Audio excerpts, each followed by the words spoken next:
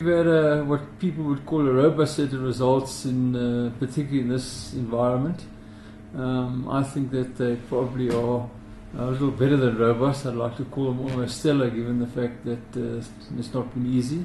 But I mean, the headlines really are is that our revenue's up 16%, headline earnings per share up 20%, operating profit up 23%, and our dividends per share up 20%.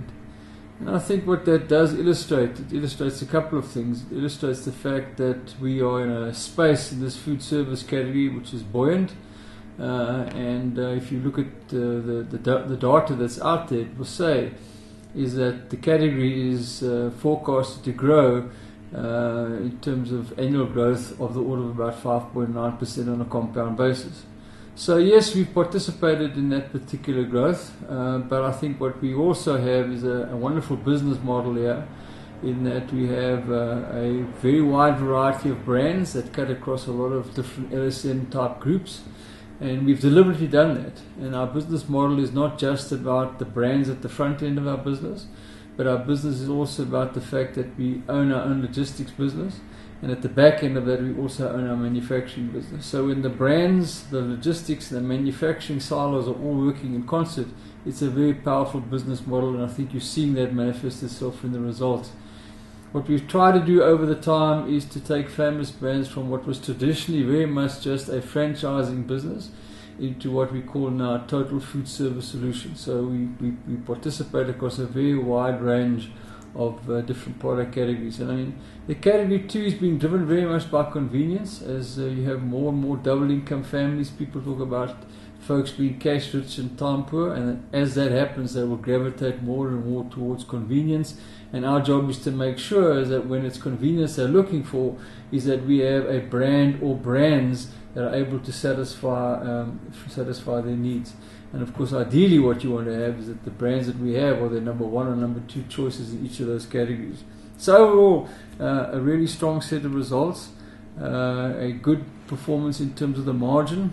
Margin that we achieved this year is 18.4%, last year 17.5%. And that margin really been driven to a great extent by a significant growth in margin in franchising, up to in excess of 60%.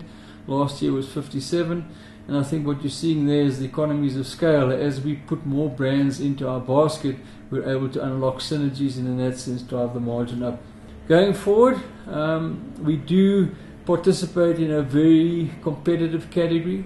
Certainly I think that the watchwords in our industry, in fact if it's retail, the watchwords are margin pressure. That's what everybody talks about. And it is a function of the fact that it's so competitive out there. However, as I said earlier on, I mean, the food service space is a very nice space to be trading on, especially as you go into the second half of the year, because it's about the summer holidays, it's about festive time, it's about people out and about.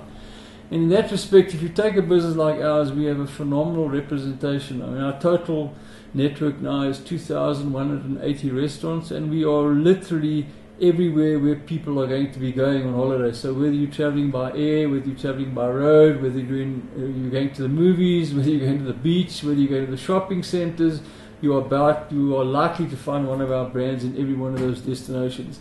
So quietly confident about our ability during the second 6 months. So from a South African perspective, because people do tend to spend more in the second half. Our results generally, it's about 52% of our profit in the second half of the year, 49% in the first half. So the second half was generally better than the first half.